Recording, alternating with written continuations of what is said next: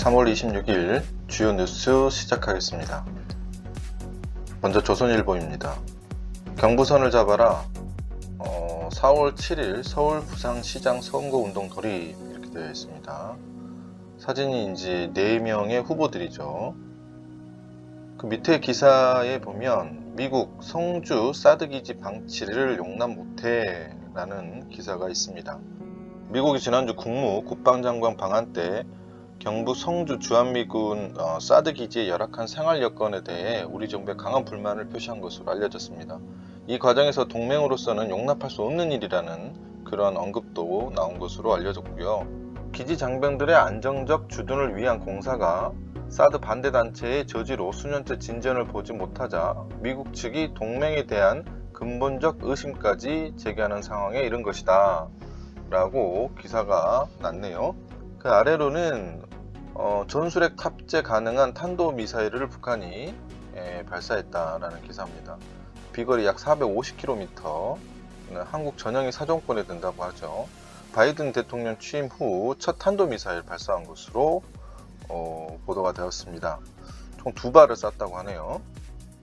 다음은 중앙일보 일면을 좀 보겠습니다. 역시 북한이 쏜 미사일에 대한 이야기인데 한국 국민들은 일본 발표를 보고 알았다, 그런 기사가 또 실렸네요. 일본 3분 뒤 탄도 미사일 가능성이라는 보도를 했습니다.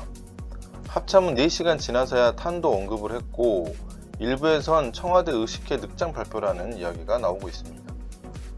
그리고 상단에 보면 청와대 일기참모 줄줄이 고위직 재취업 논란, 지금 이 논란의 또 중심에 서 있는 인물이 전 청와대 경제수석을 지낸 홍장표 씨가 한국개발연구원 원장으로 취임한다는 그런 이야기를 하고 있습니다. 문재인 정부의 소득 주도 성장을 주창했던 대표적인 인사로 꼽히는데 야당에서는 무능한 정책 책임자를 또 중용했다라고 비판하고 있습니다. 서해 수호의 날 하루를 앞둔 25일 국립대전현충원에서 한 어머니가 아들을 그리워하면서 묘비를 어루만지고 있는 그런 모습입니다. 다음은 동아일보 일면을 보겠습니다. 역시 박영선, 오세훈 서울시장의 선거운동에 대한 사진이 올라와 있네요. 그리고 오른쪽에 보면 매출 감소 농어민 100만원, 전세버스 기사인 70만원의 재난지원금을 지원한다라는 그런 기사가 실렸습니다. 어제 25일 4차 지원금 약 15조 예산이 추경으로 편성이 됐다라는 이야기입니다. 아래를 좀 보니까요. 지방 기초의원 배우자들 수도권 원정 쪼개기 땅 매입, 매일 지금 이 투기 관련해서 보도가 되고 있습니다. 3기 신도시 택지 주변 땅 사들여서 이렇게 되어 있고요. 수도권 기초의원과 지자체 기관장 10명 중 6명이 토지를 갖고 있다. 참 심각합니다. 또 오른쪽에는 북한 탄도미사일을 쏜 내용이 기사화가 되었고요. 경향신문 일면에는 김정은 바이든 첫 회견 앞두고 탄도미사일 쐈다. 역시 북한 탄도미사일을 비중 있게 다뤘습니다. 그리고 사진은 역시 서울시장 후보들의 선거 유세 장면 사진으로 실었고요. 오른쪽에 보면 영세 농어민 가구에 30만원 재난지원금, 역시 15조 원의 추경안 통과된 이야기를 하고 있습니다.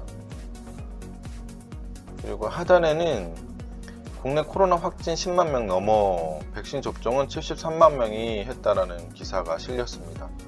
3차 대유행 사태가 5개월째 이어지고 있다. 지금 400명대에서 좀처럼 줄어들지 않고 있습니다. 사망 1709명 중 95%가 60세 이상 고령자로 나타났다고 하네요. 한겨레신문 일면 보겠습니다. 역시 두 서울시장 후보에 대한 사진이 있고요. 오른쪽 이제 하단에 관련 기사가 있습니다. 민주당은 도와달라 읍수하는 거고 국민의힘은 정권심판론으로 지금 선거 유세를 치르고 있는 것으로 보도가 됐습니다. 그리고 역시 북한 탄도미사일 발사에 대한 이야기가 실렸고요. 오른쪽 하단에는 코로나로 인해서 자영업자 가구에 대한 이야기가 실렸습니다. 고위험 자영업 가구 19만, 감당 못할 빚더미 76조, 코로나 9개월간 약 8만여 가구가 늘었다. 거의 약 50%에 가까울 자영업 가구가 고위험군으로 지금 다시 편입됐다는 이야기죠. 한국은행은 고위험 부채 규모가 2배로 늘었다고 이야기했답니다. 한국일보 일면은 역시 탄도미사일 발사에 대한 이야기가 실려 있고, 그 아래로 서울시장 두 후보에 대한 사진이 또 올라와 있습니다. 네. 그리고 오른쪽 하단 쪽에 보니까요, 이제 벚꽃 100년 만에 좀 가장 빨리 핀다라는 이야기가 실렸습니다. 제가 어제 여의도를 갈 일이 있었어요. 국회를 갈 일이 있었는데 거기 보니까 벌써 벚꽃이 좀 이르게 피는 애들은 벌써 폈어요.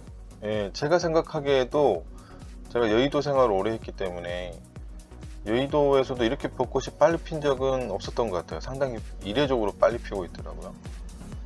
오른쪽 하단에 자기 땅에 2차선 도로 낸 광양시장, 수억 원 보상금 이해충돌 논란.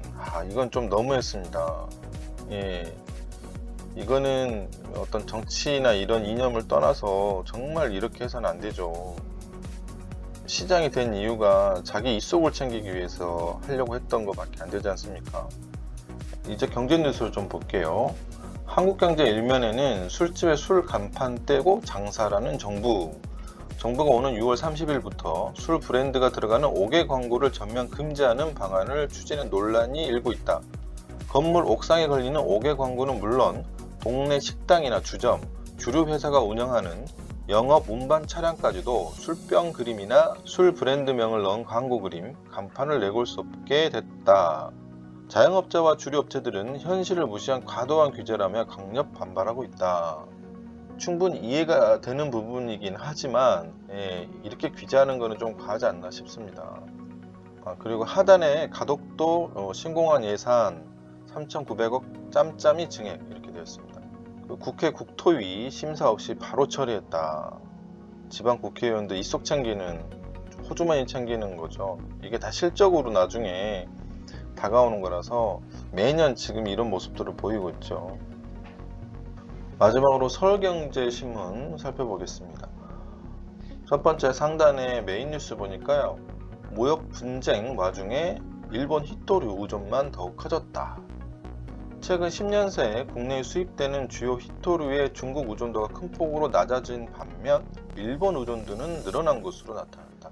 도표로 봐도 중국은 지금 하락하고 있고 일본은 최근 5년 동안 점점 상승하고 있다라는 거.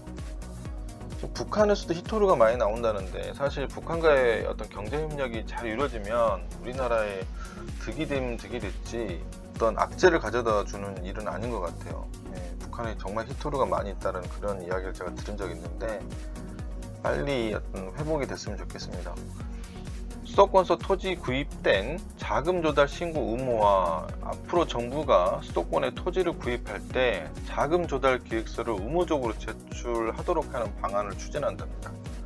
그러니까 이게 어떤 투기성인지 차명거래인지 좀 수상한 어떤 그런 거래를 막겠다라는 어떤 취지로 이런 방안을 검토하고 있다.